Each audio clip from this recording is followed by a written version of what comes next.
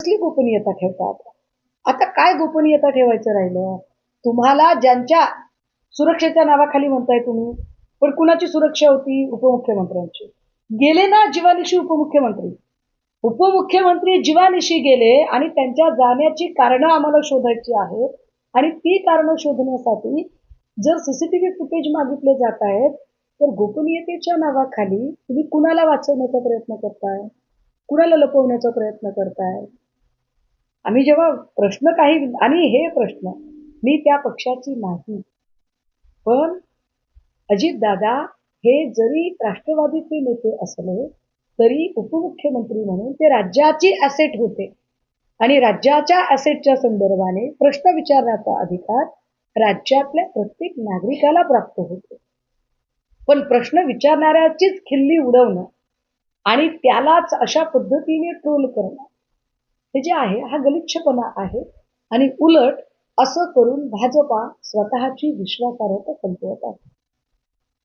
बुलढाणा जिल्ह्यातील चिखला गावात छत्रपतींचा पुतळा हटवून महिलेला मारहाण झाली. मला असं वाटतंय की मी त्या संबंधाने काल माहिती घेतली. त्याच्यातला जे राजकीय रंग देण्याचे प्रयत्न केले गेले ते अत्यंत वाईट आणि चुकीचे होते. मात्र आज तिथे अश्वारूढ पुतळा उभा राहत आहे आणि कुठलंही त्यात राजकारण होणार नाही या संबंधाने सगळ्याच नेत्यांनी खबरदारी घेतली. तिथले स्वतः स्थानिक असणारे जे भाजपचे प्रवक्तेही आहेत विनोद वाघजी किंवा तिकडचे डॉक्टर राजेंद्र शिंदेजी असतील या सगळ्याच लोकांशी जेव्हा बोललो त्यावेळेला लक्षात आलं की निष्कारण कुणीही त्याला राजकीय रंग देण्याचं कारण नाही. एक अत्यंत काय म्हणता येईल कर्णोपकरणी चर्चा पसरली आणि त्यातनं तो तणाव निर्माण झाला. पण तो तणाव आता निवळलेला आहे आणि त्यावर आता एक जबाबदार पदाधिकारी म्हणून मी बोलून पुन्हा कुठलाही तणाव वाढवू नये. नाही हे गंभीर आहे. खरं म्हणजे जर तो 3 वेळा आलेला असेल तर अजून एक प्रश्न निर्माण होतो की तो जेव्हा पहिल्यांदाच आला तेव्हाच तात्काळ पोलिसांना का कळवलं नाही? तो 3 वेळा येण्याची वाट का बघितली गेली? तो पहिल्यांदा आला, तो दुसऱ्यांदा आला. मग आपल्याला माहित आहे तर आपण ते तात्काळ माहिती पोहोचवली पाहिजे. कारण काय आहे बघा दोन्ही बाजूंनी सारासार चर्चा त्याच्यावर झाली पाहिजे. कृष्णा आंधळेसारखा आरोपी हा पकडला गेला पाहिजे. त्याला कठोरातलं कठोर शासन झालं पाहिजे.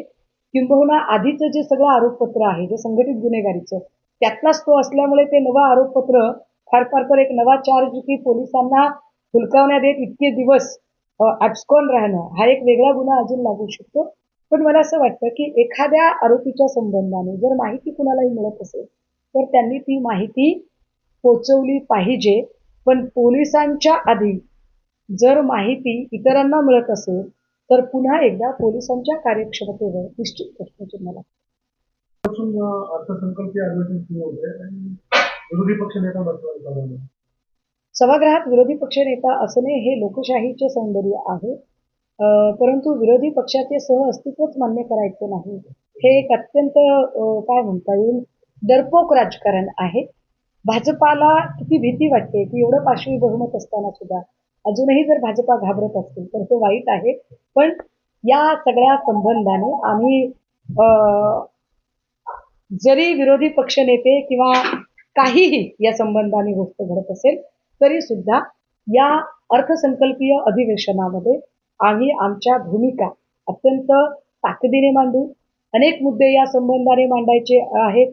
जसं मी म्हटलं की आजचा जो स्त्रीविद्याच्या संबंधाने जो बदलापूरचा प्रश्न होता या प्रश्नामध्ये अर्थव्यवस्थेचे सुद्धा कंगोरे तितकेच महत्वाचे आहेत.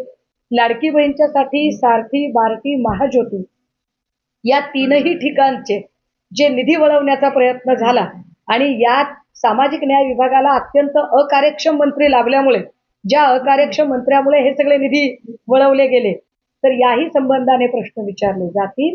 याच वेळेला मुख्यमंत्र्यांचा लाडका भाऊ प्रशिक्षण योजना ही जी होती ही योजना कम्प्लिटली बंद झालेली आहे. तर या संबंधाने सुद्धा प्रश्न अधिवेशनात विचारले जातील. आर्थिक अधिवेशनाच्या नंतरचे अजून महत्वाचे प्रश्न की सावरी ड्रग्ज प्रकरणामध्ये जे करोडोची उलाढाल झाली त्या करोडोच्या उलाढालीचं नेमकं काय आणि या संबंधाने असणारा तपास कुठपर्यंत आलेला आहे यावर सुद्धा प्रश्न विचारले जातील.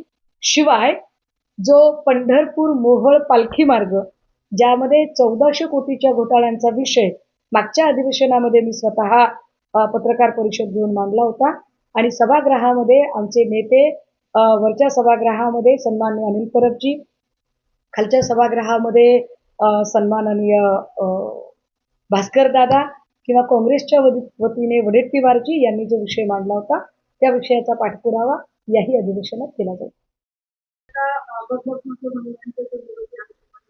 प्रकरण समोर आलेले आहे आणि अतिशय कीडस्वामी प्रकरण म्हणजे तुला प्रकरणाला पाहिलं जातं.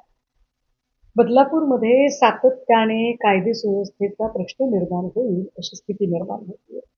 कधी महिलांच्या संबंधाने असणारे प्रश्न असतील, कधी लहान मुलीच्या लैंगिक शोषणाचा प्रश्न असेल, कधी अंमली पदार्थांचा विळखा असेल आणि आत्ता आलेलं हे नव्याने स्त्रीबीजांच्या तस्करीच्या संबंधाने असणारं प्रकरण.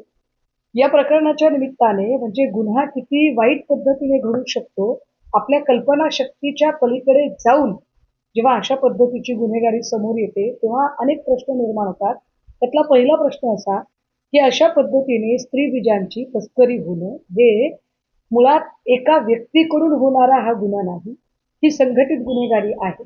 यामध्ये असणारे डॉक्टर्स, नर्सेस, वैद्यकीय अधिकारी आहेत का, कर्मचारी आहेत का, एखाद्या हॉस्पिटलचा अख्खा स्टाफ आलेला आहे का, या सगळ्या गोष्टींची चौकशी झाली पाहिजे. कारण यामुळे एकूण आरोग्य खात्याच्या कार्यक्षमता आणि आरोग्य खात्यासाठी असणारी जी तत्व आहेत जी फिक्स आहेत, ज्याला आपण व्यावसायिक मूल्य म्हणतो, त्या सगळ्यांवर प्रश्नचिन्ह निर्माण होतात. अगदी त्याच वेळेला पोलीस अधीक्षक करतात काय? वारंवार बदलापूरचे असे प्रश्न निर्माण होतात आणि वारंवार यावर फक्त तात्पुरती मलमपुष्टी केली जाते. काय पोलीस अधीक्षकांना कोणीही कंट्रोल करून उत्तरं विचारणारं नाही का? या संबंधाने पुन्हा प्रश्न निर्माण होत आहेत. आणि तिसरा महत्वाचा प्रश्न, यातल्या ज्या पीडित महिला आहेत, एखाद्या मायमाऊलीला आपल्या गर्भाशयाच्या संबंधाने सुद्धा जर तडजोड करावी लागत असेल, इतकी अगतिकता एखाद्या मायमाऊलीच्या बद्दल जर निर्माण होत असेल, तर याचा अर्थ कितीही ढिंडोरे पिटवले तरी सुद्धा महाराष्ट्राची, पर्यायाने या देशाची अर्थव्यवस्था किती डबघाईला आलेली असेल की जिथल्या स्त्रियांना स्वतःच्या गर्भाशयाच्या संबंधाने सुद्धा तडजोडी कराव्या लागतात, हे वाईट आहे. विश्वगुरु म्हणवणाऱ्या देशाच्या प्रमुखाच्यासाठी सुद्धा ही गोष्ट अत्यंत लाजिरवाणी आहे. त्यामुळे आमची अपेक्षा आहे की या प्रकरणात फक्त गृह खातं नाही तर गृह खातं, आरोग्य खातं आणि कुठे आर्थिक घडी विस्कटलेली आहे त्या संबंधाने आम्ही या अधिवेशनातही प्रश्न विचारूच, पण या सगळ्याच खात्यांनी अत्यंत गांभीर्याने लक्ष घालण्याची गरज आहे आणि बदलापूरमधल्या ही एकूण जी घडी विस्कटलेली आहे ती घडी बसवण्याची गरज आहे. आपण बघतो की माजी मुख्यमंत्री उपमुख्यमंत्री अजित पवार यांचा घातपात झाला असं बोललं किंवा घात सोडून आणला तर की रोहित पवार यांनी तो प्रश्न